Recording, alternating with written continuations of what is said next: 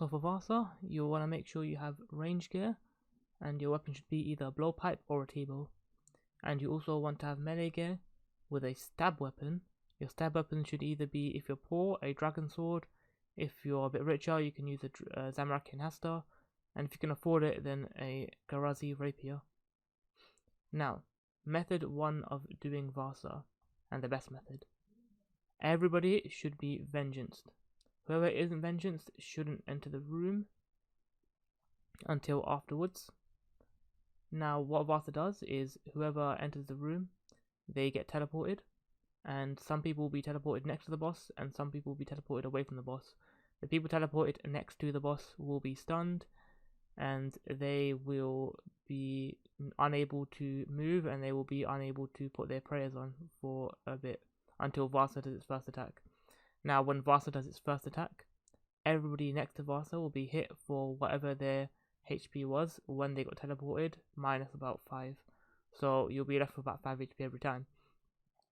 Now, to avoid getting KO'd, what you should do is after you get teleported, simply have a food or wear a phoenix necklace or something of the sort, so that you don't get hit by a rock straight after and die.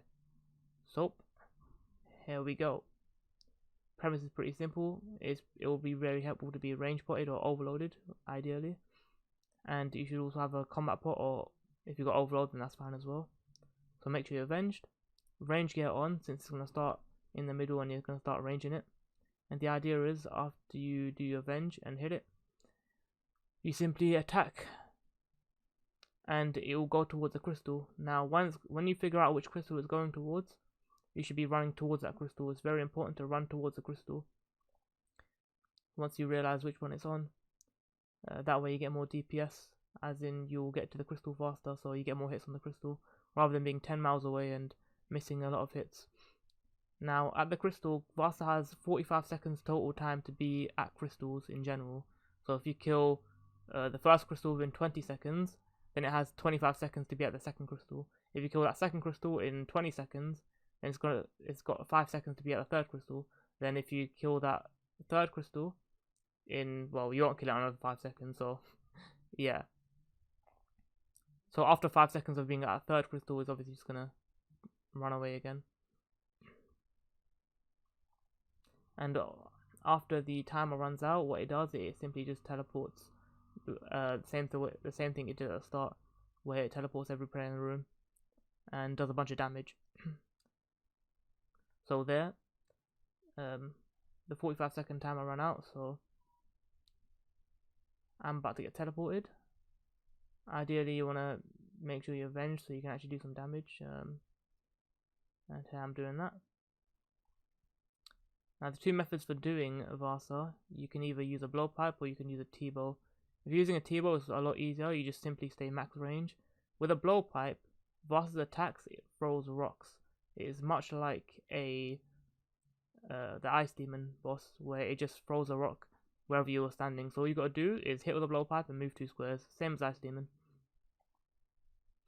So every hit you just move 2 squares. Now, as for the crystals, aside from hitting with a melee weapon, it is very helpful to have claw specs. It will add a lot of damage onto those crystals and kill them a lot faster. And that way, you'll be able to kill more crystals within that 45-second timer, so it teleports less. Obviously, every time it teleports, you're going to have to use a bit of food. It's going to be a bit AIDS. It should also be noted, if you can tell that you cannot kill a crystal before the time runs out, then you should simply just wait in your range gear till it comes off the crystal to just hit it, since there's no point attacking a crystal that you won't be able to kill in time.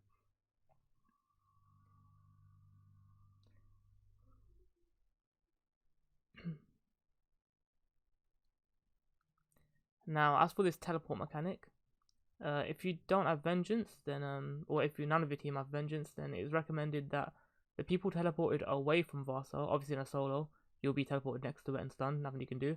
But in a duo or more, there'll be people that are teleported away from Vasa, and they should go next to Vasa with Praying Mage, and that will half the damage of the attack for everybody. And yeah, you'll save a lot of food.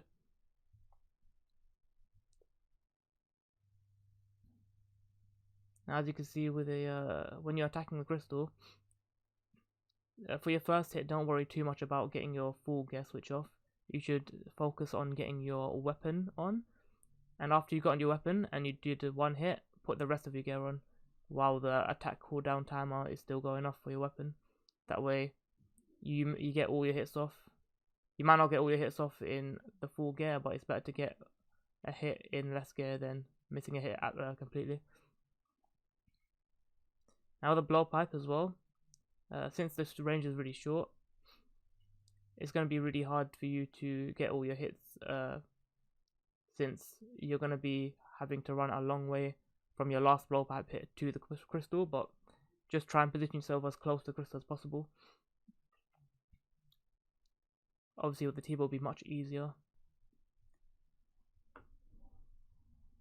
Onto the T-bow example. Unlike with a blowpipe, you won't have to move 2 squares every attack. Instead, just go max range and attack Vasa while still going towards the crystal, if you can.